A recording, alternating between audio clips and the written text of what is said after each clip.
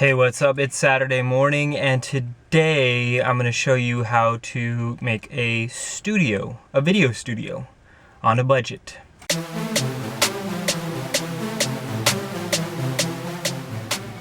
So we're here in my bedroom, and I think this is probably where we're going to be filming or having the studio set up, just because it's probably the quietest place. We tried the garage, but there's a water heater and the AC unit is right next to it, so it's pretty loud. There's also another indoor AC unit right here.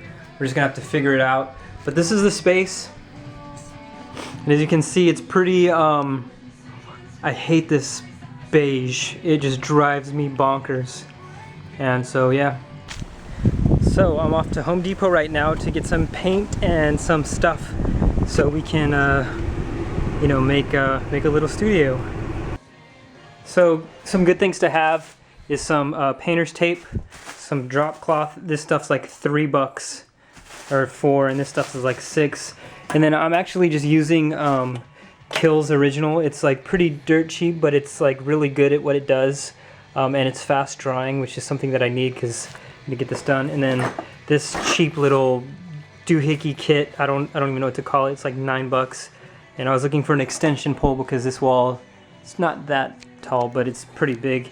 And then the lady told me your broom actually will fit in that thing, and I was like, cool. So I didn't buy an extension pole. So all of this stuff, it's like it was probably like $40 at the most, just to paint this one wall. So the style of studio that I want to kind of produce or mimic, and it's not really like a studio, it's just like a place to shoot, is kind of like the way that the Chicago Music Exchange YouTube looks. Another good one is Film Riot. Film Riot Mondays looks really, really sweet. Another one from Film Riot was Real Gone, when they did the behind the scenes with Seth Worley. Like his setup was pretty sweet, looked pretty good. So what we are gonna do today is really just like paint the wall white.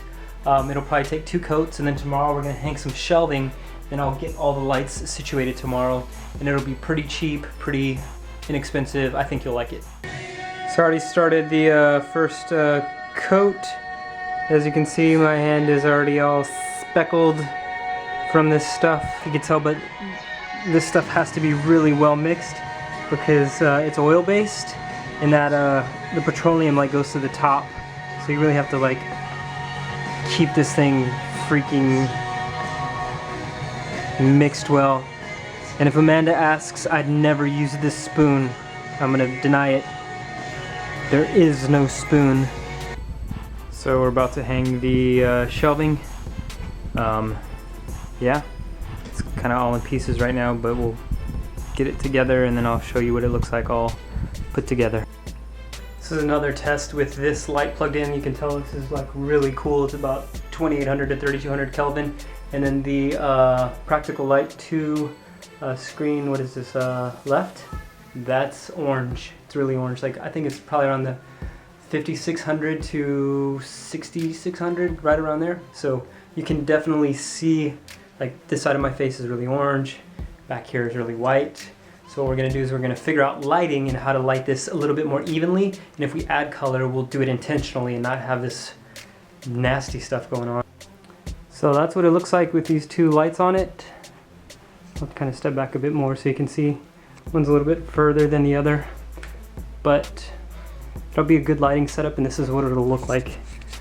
So whenever I'm talking to the camera, I should be pretty well lit. Like, you should, see a good significant. I'm getting the getting a significant amount of light from each source. It might not be totally what I'm hoping for, but I can add a third light, like maybe a hair light, just so I can have a little bit more definition from the background. But hopefully this light is kind of motivating it. It's a bit more practical, so it kind of gives it an overall better aesthetic than shooting against like a plain wall like we were shooting at earlier. So that pretty much wraps up the tutorial. All of this stuff, the cost of the lighting, the stands, and the paint is definitely under $80.